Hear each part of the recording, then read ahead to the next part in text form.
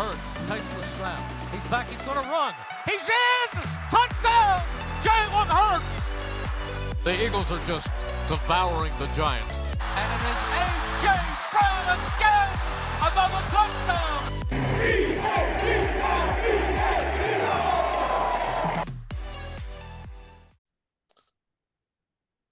Welcome back to the Linc Lineup. This is episode 16. Would definitely call it the Quez Watkins episode, but as well maybe aware, we hate Quez Watkins with a passion. At least some of us do.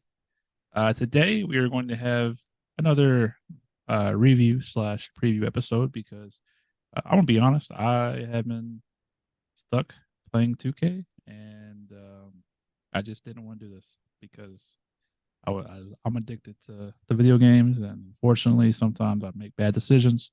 But it won't happen again, I promise. So, we'll start this podcast off reviewing the Eagles' 23-14 win over the Los Angeles Rams. I almost said St. Louis Rams because, at one point they were the St. Louis Rams, but now they're Los Angeles Rams. With me today is Josh. Bryce is busy doing adult things, so he is not with us, but he should be back for Sunday's review podcast, hopefully, maybe, fingers crossed. But let's talk about it. Overall, it seems like the feeling coming out of this game was the offense kind of figured it out, and I think for the most part that is true. Really, not a lot of complaints. Jalen Hurts got to run the ball a little bit more than normal, and he looked like Jalen Hurts, the runner from last year. Where you saw him lower his shoulder, take some contact, make some contact happen, and ultimately did what he had to do to get the first down or whatever else, tough yardage. So it was nice to see. So a lot of fans are very happy about that. We had A.J. Brown with 127 yards. Dallas Goedert had his breakout game with the 117 yards and a touchdown. So things on the offensive side, felt good coming from this game. Josh, give me your big takeaway about the offense coming from this game. Yeah, I think you put it well. It seemed like the offense was figuring things out. You'd still like to see more than 23 points. But yeah, it was nice to see a big game out of Dallas Goedert. I know we all had high expectations for him coming into the year, and as Eagles fans, we probably rate him higher than most. Like most people probably see like the fact that he's never had more than I think 4 touchdowns in a season, things like that, and probably don't put him in that top 5 tight end range that we consider him. So more games like this will definitely help make the case for him, and yeah, it's good to see that out of him. Yep, and you brought up a great point. Well, most everybody that I've seen when they talk about this game, they're excited about the offense, kind of, getting back to what they used to be. The elephant in the room right now is red zone offense. I can't remember what we were, as far as like touchdowns, attempt or like red zone percentage. I don't remember like the exact number where we were at this past game, but it feels like the red zone we just kind of get super passive, and I feel like Brian Johnson wants to get points, but he's also scared to like give the ball away and make passes. Can't really say down the field because we're in the red zone, so you only got 30 yards really. But it just seems like he's just not pushing the ball down the field. He doesn't want to call that, and then he kind of lets Kenneth Gainwell get the red zone snaps, which doesn't make any sense. I know Brendan Lee Gouton. If you follow him on Twitter, he put the tweet out about red zone drives. And he compared to Kenneth Gainwell and DeAndre Swift. Can't remember the exact number, but if you look up the tweet, basically it's almost like a waste of possession with Kenneth Gainwell. I think we came away with 1 touchdown in like 6, 7 attempts. I think it was 6 attempts that weren't like the end of the half or end of the game. Yeah. Yeah. And then I think with DeAndre Swift, it was like 5 out of 8 or something significantly higher. Yeah, absolutely. And that's mainly because DeAndre Swift is a threat, not only to run the ball but catch the ball out of the backfield. So that's like the one thing that I felt down about. It felt good to win. It felt good to win by 9 points against what I think is a good team. They're not bad. They have playmakers around them. I mean, Cooper Kupp had a half. I can tell you that he had a half because I thought at one point he was going to go for 300 yards with the way he was catching the ball. And then Puka Nakua, he had 7 for 71. Not his greatest game, but he had a great touchdown catch against, I think it was James Bradbury. So yeah, I mean, this team isn't terrible. They're a good team, and I think they'll make the playoffs if they continue to, play the way they have been. But Jalen looked good. It was very nice to see Jalen kind of take off, not slide whenever somebody was within 20 feet of him, 30 feet of him. It was nice to see. AJ Brown is still fantastic. If he's not in your top 5 receiver list, he definitely should be after these past 3 games. I think he has there's like 400 something yards in 3 games. I think he had 170 something against was it the Commanders or was it the game before that? I don't know. It's quite a bit. He had 175 against the Commanders. Yep, 175 against Commanders, 117 against the Rams. And, 127. Oh yeah, 127. Sorry, I was looking at Dallas Goedert. And 131 against the Bucks. That was the other game. Yeah, you said said that's like what 430 something. 436, 433. Yeah, 433 yards last 3 games. Yeah. That's crazy amount. And he's as an Eagles fan, like you gotta look at this receiver and you're watching. Maybe he will become an all-time great, but you're definitely watching a star receiver in his prime, and it's one of those things that Eagles fans haven't had a lot of in their time being a fan, depending on how old you are. Because there was a time whenever we had James Thrash and Todd Pinkston, and what was his name, Billy McMullen. We had Jeremy Maclin, Deshaun Jackson, but like they weren't like AJ Brown, because like you can put AJ Brown with Terrell Owens. I was going to say the last receiver we've had like that was Terrell Owens, really. Like a difference maker, not like a one-trick pony. Like Deshaun Jackson, he is what he is. Everybody knows what he is. He's not going to go up there and be physical when it comes to catching the ball in traffic. He's going to burn somebody, and you throw it as far as you can. He'll go get it. But like that's not what AJ is. AJ is like all those things and more. And then on the opposite side of that, we have Devontae Smith, who is the best, in my opinion, 50-50 ball guy in the NFL. And he's so great. And next game will probably be his game where he goes off, because you saw him kind of frustrated about his targets. And I get it. You play the game. At the end of the day, it's a game. It's supposed to be fun. And if your job is to catch a ball and look good, and you're not doing it, you're not getting opportunities, you're not going to have fun. So a couple more positives before we wrap up, or actually go on the negatives, because I do have some things I got to say. That possession before halftime, beautiful. Definitely at one point, I could see Nick Sirianni just telling us to take the knee and go, go in the half with the way it was, which I believe we were down 6. That's gonna make me mad because I feel like I should know this. Was it down before that last possession? Yeah, before that halftime possession. We were down 14-10. 14-10. All right, so down 4. Cool, gotcha. With 32 seconds. Yeah, with 32 seconds left, and we got the ball, I believe, 25, maybe. Mm-hmm. Don't know. But the play sequences were great. That AJ Brown catch was beautiful. One hand across the middle.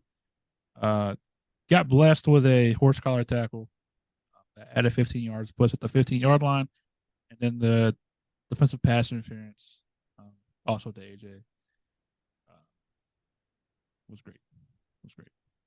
And then the tush push at the 1-yard line with 2 seconds left. It's going to work, but you always have that thing in the back of your mind where, it is like a 90% success rate, but there is 8% chance that it doesn't work. And you don't want it to be at that moment. Because I feel like at that moment, if it doesn't work, we might be talking a whole different story on this podcast. I think that's it as far as the positives. Do you have any other positive you want to add before we talk shit about some people? Just sticking to the offense for now, or are we including defense? Offense. Yeah, offense. Yeah, that's about it. I mean, I guess just minorly, or a minor thing to add. DeAndre Swift didn't see as many yards on the ground as he usually does, but he did see a bit more in the passing game, so he did still get over 100 offensive yards, which I like to see. He had that one catch for that first down. I can't remember when it was. But man, he makes some plays when he gets the ball. Great. Yeah. Anything else? As far as positives, that's about it. I got one more positive. It's really stand out. I have one more positive before we move on. Okay. Just hit me. I was looking at the stats, and then one name that has terrible stats but made a great play was Kenneth Gainwell. That play where he was in pass protection and Jalen Hurts starts backpedaling. And then you see Kenneth Gainwell take off to give Jalen Hurts another option. Jalen made a great pass, because he's going backwards. Kenneth Gainwell gets the ball and gets hit with like 3 yards to go. On it, like he got hit in his knees, so like it's like one of those you're going to go down type tackles. Somehow, some way, stays up and then does like a little barrel roll to get the first down. And that was a huge swing and momentum, in my opinion. Definitely a great play. So shout out to you, Kenneth Gainwell. I know we've kind of talked down on you on this show. Not really, because we say it with love. But thank you for that play. You definitely contributed to that win because of that play. Now, for somebody who I don't care about, Quez Watkins. We all know the play I'm about to bring up. How do you not get the first down? It is like Little League. Like you see a hole, right? You hit it. That's what they teach in Little League. You see the hole, you see the way the blockers are. So like it makes it easy for you to see where you're supposed to go. I don't know who it was. I think it was maybe AJ and Devontae. But I know it's for Devontae for sure. Devontae had the guy going this way. AJ had the guy going this way. So there was a hole right in the middle. What does Quez Watkins do on 3rd and 2 or 3rd and 3? Goes on the outside, gets tackled for like a 2-yard loss.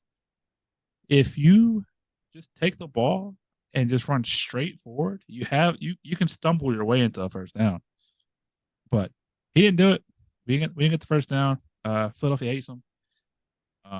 And it's a shame because I had high hopes for Quez coming out of college, especially after he took that screen against Arizona in like 2020. He took it to the house, and I was like, man, this guy could be special.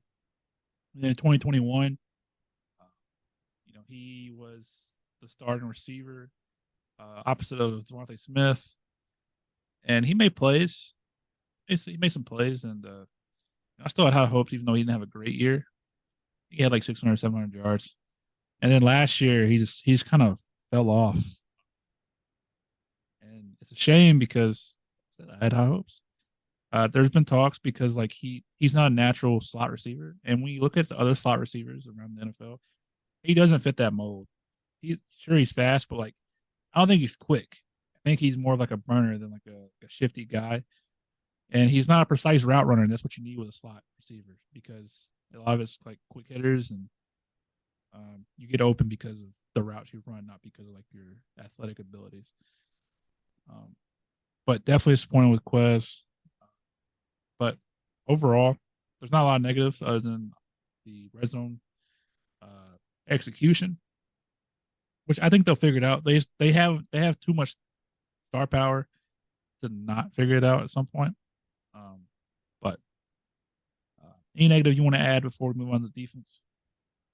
I mean, just to kind of touch on what we did before, I think the amount of times that we give Kenneth Gainwell touches in the red zone. I mean, like you said before, we love the guy. Anything we say comes from the perspective that we like. I'm glad he's on the team. I'd rather have him than not. But we need to figure out how to best utilize him in the red zone. It's just not that.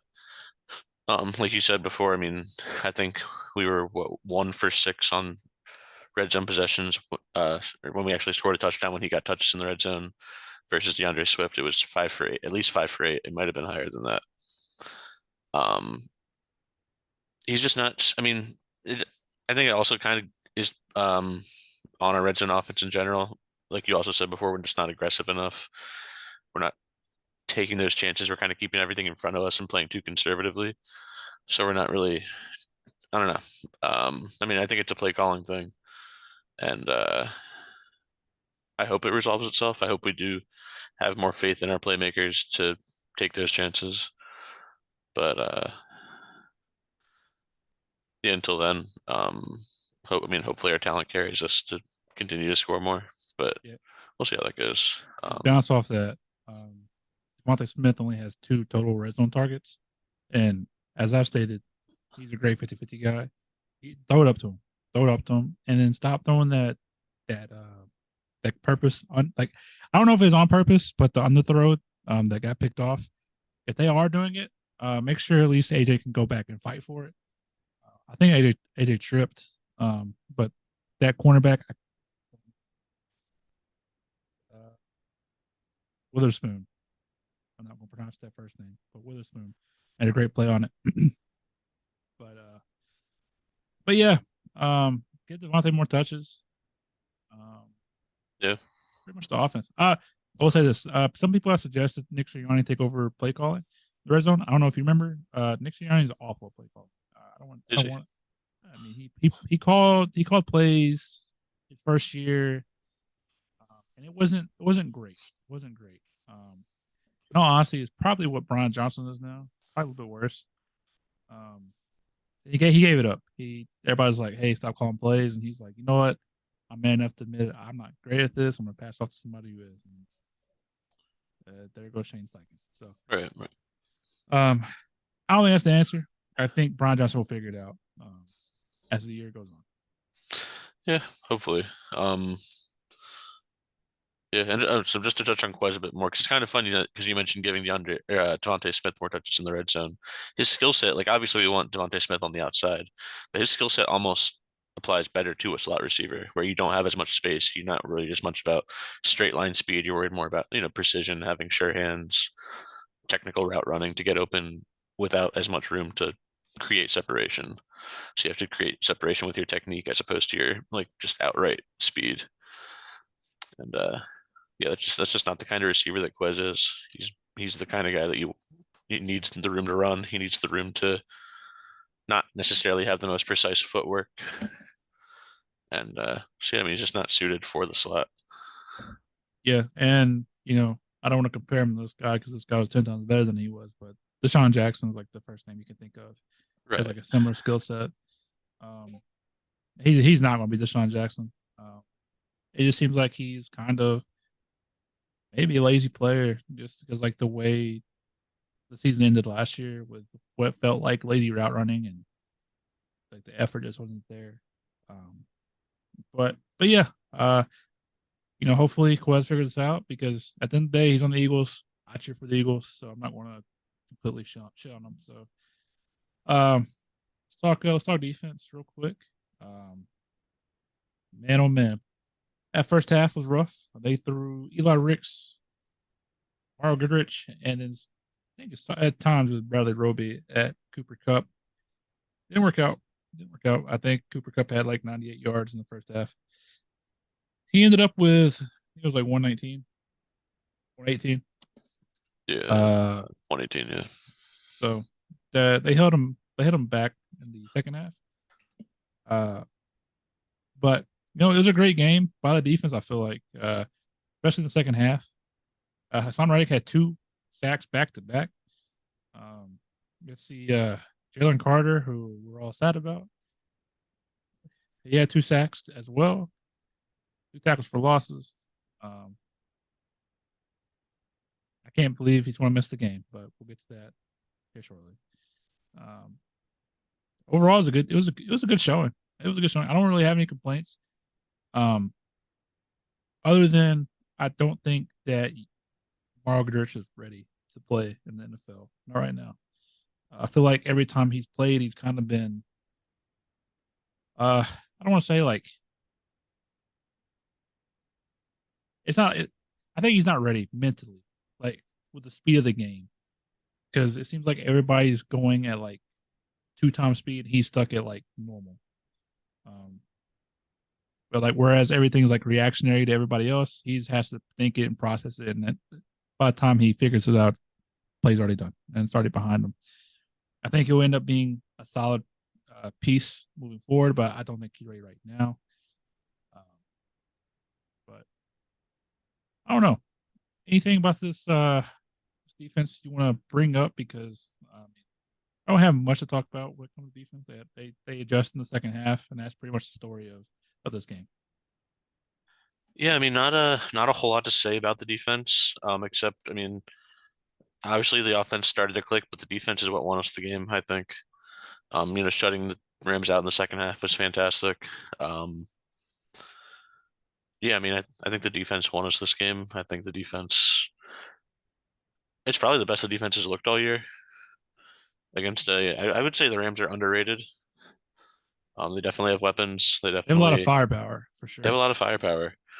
And yeah, to shut them out in the second half to hold them to 14 overall. I mean, I'll take that all day against a team like that. So yeah. But I think Bradley Roby played the majority of the second half in the slot, which is funny because after the game he said he was very sore because he hadn't played a game yet, and of course you take a beating regardless of where you play at, unless you're a punter. But overall it was a good showing by the defense. So the Eagles 5-0, and going on into week 6 against the New York Jets, which at the time when the schedule was released, they had Aaron Rodgers. It looked like it was going to be a tougher game, but now this game might be tougher for different reasons because Aaron Rodgers is out, but we also have some injury issues of our own. Read those out real quick. Right now, there are 4 players that are ruled out. We got Jalen Carter, who's out. Darius Slay, Wes Watkins, and Justin Evans. Fletcher Cox is back. And then Steve Brown and Marlon. I'm not going to pronounce his last name. I'll never be able to pronounce his last name. Tui Peloto? Pelotu? Tui Pelotu. Tui Pelotu. Tui. Simple enough. They're questionable. Steve Brown still has a lingering hamstring injury. I hope he gets to play because we could use him, especially with Justin Evans out. And I'm tired of seeing Terrell Edmonds. Kobe Dean will be playing. It seems like he's not listed with a game status on the final injury report, so it seems like he's in line to play, which will be interesting with our new linebacker rotation because it's going to be hard to take Nicholas Morrow out completely, but it's also going to be difficult to take out Zach Cunningham. So we'll be interested to see what Sean Desai does there. The Jets injury report. They have 3 cornerbacks out. Brendan Eccles? Brendan Eccles? Eccles, I think. Eccles. I couldn't tell if that was an I or an or an S because I'm kind of far away from my screen. But I think it's Eccles. Yeah, it's Eccles. Just Justin Hardy, and then pretty big one. DJ Reed is out with a concussion, and then irrelevant player. Sauce Gardner is questionable with the illness, so that'd be something to watch. I'm sure he plays, but depending on the illness, definitely could slow you down. So the biggest one for the Jets definitely is DJ Reed. He's their starting cornerback. And then with 3 other cornerbacks down, their cornerback depth is very thin. And unfortunately for them, they're playing the Eagles, who have A.J. Brown and Devontae Smith. So very interesting to see what they do there. Very interesting to see what they do there. But as far as the Eagles go, Jalen Carter being out hurts a lot. We're probably, I'm not going to lie, we're probably kind of like maybe overstating it a little bit, or overreacting this a little bit because we do have such a solid defensive line. And selfishly, we are probably a little more sad just because we love watching Jalen Carter. But Fletcher Cox is back. Jordan Davis is still there. Brandon Graham's still there. Josh Sweat, Hassan Reddick. All of those guys are still there. But as long as we got Jalen Carter back next week, I'll be okay because we need him next week against the Dolphins. But we're not going to look ahead. I'll talk about the Jets here. So the Jets are kind of feel bad for them because the Jets have been pretty awful the past 20 years or so. They had that run with Mark Sanchez where they made the AFC Championship game, but other than that, they've been awful. Let's think of all the Jets quarterbacks they've had in the past 20 years. I can think of Chad Pennington and Mark Sanchez. Pennington, Sanchez, and Ryan Fitzpatrick for a little bit. Ryan Fitzpatrick, who isn't bad, but you don't want him as your starting quarterback. Let's see who else they have. They had Brett Favre. Yeah, Brett Favre. They had Flacco for a little bit. Flacco. Brett Favre was taking pictures of his penis. Yeah. During that time. Geno Smith. Yeah, who wasn't who he is now. No. They had Tebow. Yeah, Tebow. All-star right there. Let's see. Oh, they had Sam Darnold. Sam Darnold for a little bit. Sam Darnold, that's right. He was seeing ghosts. All this to say, Jets have been awful, and you feel bad for them because guess what? They get Aaron Rodgers, who, spoiler alert for those of you who are watching for your first time, I think is washed to begin with. But they were excited for Aaron Rodgers, just like I would be if he came to the Eagles. But we have Jalen Hurts, so I wouldn't be that excited. Just throwing it out there, full disclaimer. But no, they're excited. They're ready to go. They have Super Bowl hopes. They fall in love with this team because of Hard Knocks. First game of the year, 3 plays in, Achilles snaps.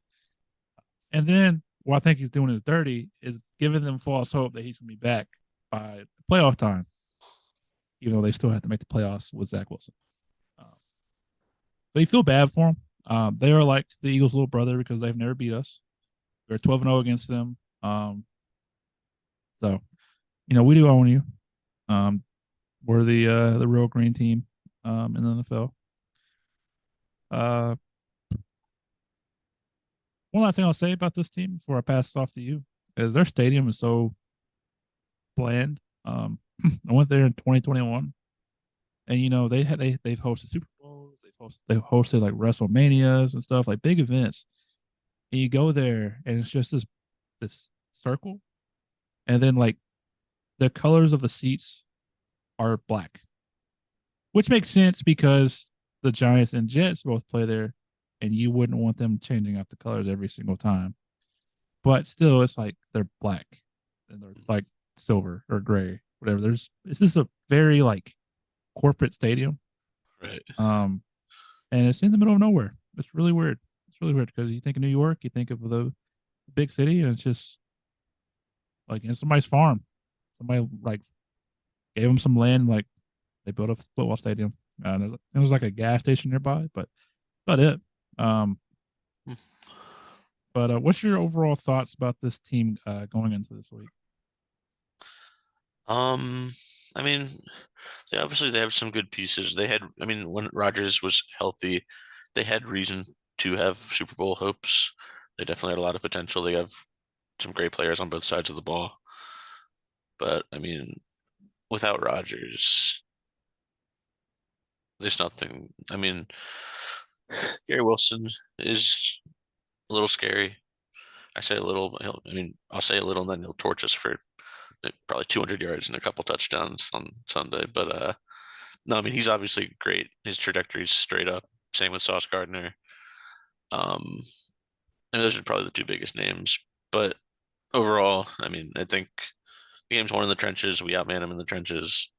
We have too many weapons. I don't think the score might be closer than the game actually looks, but we're not ending our undefeated streak against them this Sunday. Yeah, and I felt bad for him too because I don't know why they got excited for Dalvin Cook. Dalvin Cook has been awful this year, and I never understood the hype either. I know it's going to seem like I just want to be right, but whenever he was doing his little free agency run, I didn't understand why people warned him so bad because he wasn't great with the Vikings the past year or so. So I was like, why? And then you have Brees Hall, who is definitely a great running back. Who, not gonna lie to you, kind of scares me a little bit. It'll be interesting to put our run defense against him. Yeah, because I can see us stacking the box and just going after Zach Wilson and making him try to beat us. Because why would you not? Zach Wilson hasn't done anything to scare anybody. So I can see us just loading it up, sending some blitzes, and calling it a day. But I mean, like you said, they got Garrett Wilson, they got Brees Hall. Who else they got? Randall Cobb's washed. Alan Lazard could be good when he wants to be. Tyler Conklin's okay. They lost. What's his name? Elijah Vera Tucker. Could not think of his name. Thinking Verde for some reason. But Elijah Vera Tucker, who was by far their best lineman. He's out for the year because he tore his Achilles. Right. So this is a game where the Eagles defense could just, pin their ears back and have a game. I expect us on Reddick to have 2-3 sacks. So, it is what it is. But this week I've came prepared. We'll talk about some of the numbers, statistics, team by team. Obviously, this isn't like the end all be all. There's obviously more advanced metrics out there, but I'm not gonna lie to you, I'm not gonna pay for that stuff. Don't care. No, I'm not gonna do it. I'm a fan of the game, but I'm not gonna be one of those statistical nerds and give you all that. So I'm gonna take the free stuff. So total offense, Eagles are second in the NFL with 404 yards per game. The Jets are 27th with 283.6. Obviously, you lose Aaron Rodgers and you drop down to Zach Wilson. You're going to have not a great year in offense. Same thing with the rushing offense. The Jets are 11th with a 123, but the Eagles are number 2 with 164. The Jets are going to have a lot of rushing yards because they can't pass the ball, so they're going to try to hand it off to Brees Hall and make it happen. Simple as that. Passing offense, the Jets are 32nd with a 160 yards per game. That's not good, especially with Garrett Wilson. You gotta make something happen. But of course, Zach Wilson is your quarterback. It's not going to happen. And then points per game, the Jets are 24th with 18, and the Eagles are 5th with 28.2. So what to make of those numbers? The Jets' offense is not great at all. I feel like let's look at their past couple of games real quick.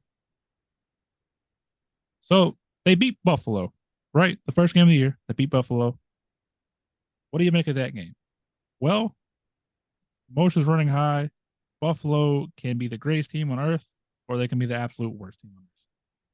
They're the most bipolar team in the NFL for sure. And they lost. Then they traveled to Dallas, get absolutely whooped, 30-10. How's that happen? Especially with Dallas being. They lose to New England, 15-10, which New England's a bad team. Their leading rusher for that game was Dalvin Cook with 18.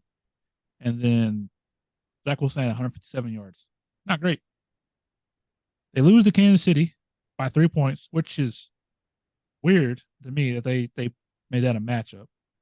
But, obviously, the Chiefs won the Super Bowl last year. They're going to give their best effort, just like I feel like they're going to give their best effort against the Eagles.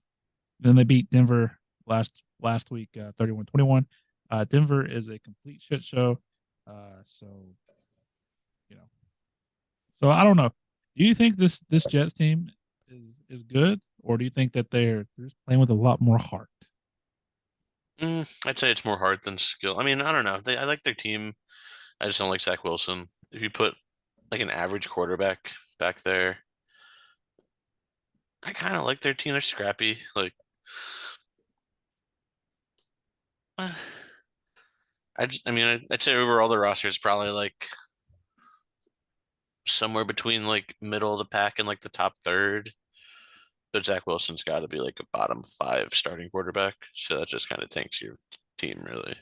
He drags them down quite a bit. And then I know that Robert Saleh has been getting a lot of like crap because he wants to stick with Zach Wilson, but it's so hard to stick with Zach Wilson. Like, there's probably somebody out there that's a lot better than Zach Wilson, and you're basically wasting this year away because, like I said, Aaron Rodgers is giving fans hope, and so if you're a Jets fan, you hear he'll be back for like the playoffs. You want to make sure you get to the playoffs because even though you might not believe it, if he's saying it, there's a chance. You want to make sure at least you can see it and say you tried. So if I'm a fan, I'm mad because I don't want to see Zach Wilson lose games like that. But who knows? Who knows? At this point, who knows what could happen with this team? I mean, they don't have like a tough schedule. A lot they do. They have Miami twice. Yeah, I was gonna say Miami twice, the Bills twice isn't fun. They play us, they play the Chiefs. I mean, Cleveland. They play Cleveland. Cleveland's not terrible. Houston, it could be a surprising team. They play the Chargers. They play the Giants. Wow, the Giants and the Jets play each other. It's a home game for both. So cool. oh wait, I think yeah. Cool. So I mean, honestly, looking at their schedule so far, like besides the Patriots game, the games kind of went how they should. I mean, they beat the Bills. I mean, that I would say that wasn't how it should have gone. But they probably shouldn't have beat the Cowboys. They shouldn't have beat the Chiefs, and they lost both of those. And then they were expected to beat the Broncos. Probably they beat the Broncos. So I mean, they're 2-3 realistically. That's probably what they should be right now. Maybe 3-2. So I don't know. They're still. I don't know. I don't know. They got a tough schedule. I don't know. I will say this. I got high hopes for them. Highish, also. I hear you. I will say this. I know a lot of fans are like, they're circling this game, guaranteed dub, block of the week, whatever you want to call it. If you're playing Survivor, this is probably your pick. I don't think it's like that big of like a lock. So I think, like you said, this team's scrappy, and they'll put up a fight. They're not just going to lay over and let us beat them down. I think it'll be a good game. I think we'll beat them. I think we'll probably beat them by 10 points, but I think it'll be a closer game than what people want. I think people want a blowout, and I don't think we're going to get that this week. It's probably going to come from a game that we're not expecting it to. Maybe against 49ers. Maybe we blow the 49ers out 49-0. Who knows? I'll take it. I will too. That'd be a dream. I was going to say something. One last thing I'll say before we make our predictions. I'm not glad Quez is hurt, but I'm glad Olamide Zaccheaus is getting his time to shine. I feel like he has deserved it.